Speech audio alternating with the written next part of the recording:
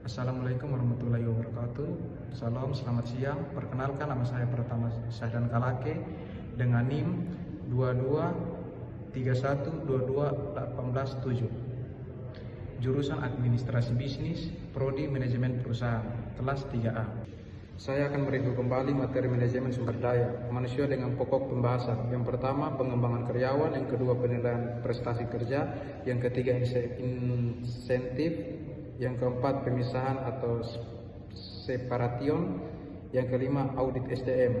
Yang keenam, program keselamatan kerja, kesehatan kerja, dan keamanan kerja. Yang pertama, pengembangan karyawan. Pengembangan karyawan adalah proses berkelanjutan yang bertujuan untuk meningkatkan keterampilan, pengetahuan, dan kemampuan karyawan. Pengembangan karyawan dapat dilakukan melalui berbagai cara seperti pelatihan, pendidikan, rotasi, jabatan, dan mentoring. Tujuan pengembangan karyawan antara lain meningkatkan produktivitas dan kinerja karyawan. Yang kedua, meningkatkan kepuasan kerja karyawan. Yang ketiga, meningkatkan retensi karyawan. Yang keempat, meningkatkan daya saing organisasi. Proses pengembangan karyawan dapat dibagi menjadi beberapa tahap, yaitu mengidentifikasi kebutuhan, yang kedua melakukan perencanaan, yang ketiga mengimplementasikan, yang keempat dan mengevaluasi efektivitas program pengembangan karyawan. Yang kedua, penilaian prestasi kerja. Penilaian prestasi kerja adalah proses sistematis untuk menilai kinerja karyawan.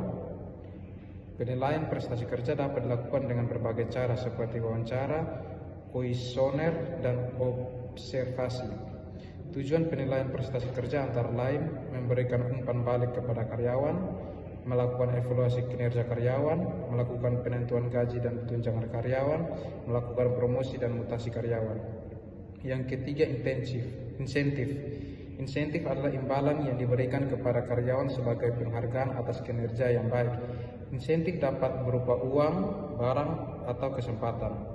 Tujuan pemberian insentif antara lain meningkatkan motivasi kerja karyawan, yang kedua meningkatkan produktivitas kerja karyawan, yang berikut meningkatkan kerja karyawan. Yang keempat, pemisahan atau separation. Pemisahan adalah proses akhir dari hubungan kerja antara karyawan dan perusahaan. Pemisahan dapat terjadi karena berbagai alasan seperti pensiun, mengundurkan diri, atau diberhentikan. Tujuan pemisahan antara lain menjaga hubungan baik antara karyawan dan perusahaan. Yang berikut memberikan hak-hak kepada karyawan yang telah diberhentikan. Yang kelima, audit SDM. Audit SDM adalah proses sistematis untuk menilai efektivitas dan efisiensi sistem manajemen SDM. Audit SDM dapat dilakukan oleh pihak internal atau pihak eksternal. Audit SDM merupakan proses penting untuk memastikan bahwa sistem manajemen SDM dalam suatu organisasi efektif dan efisiensi.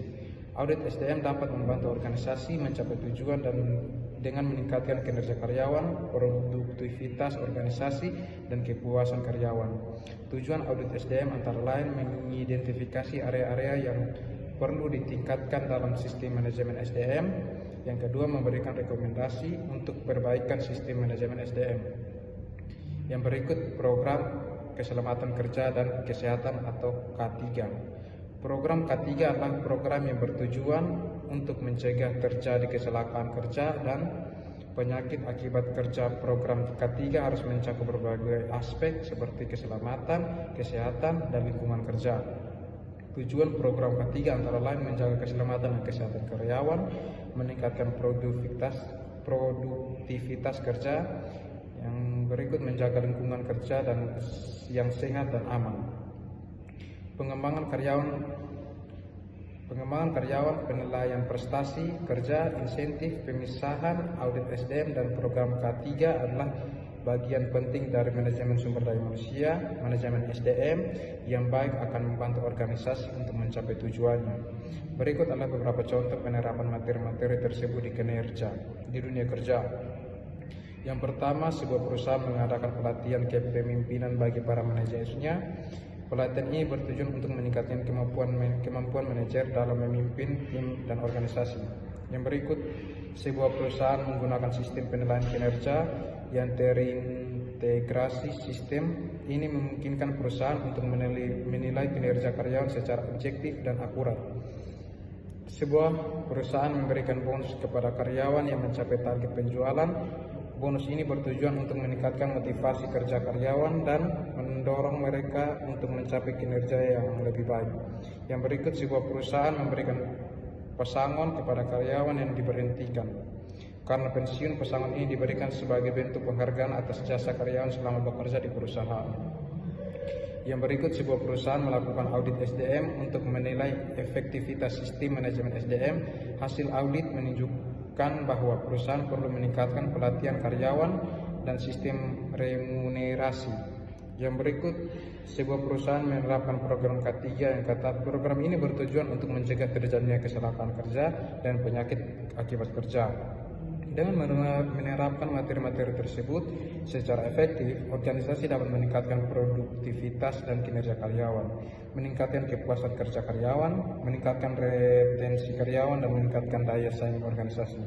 Sekian review yang dapat saya buat dari pokok pembahasan yang telah dipelajari. Sekian dan terima kasih.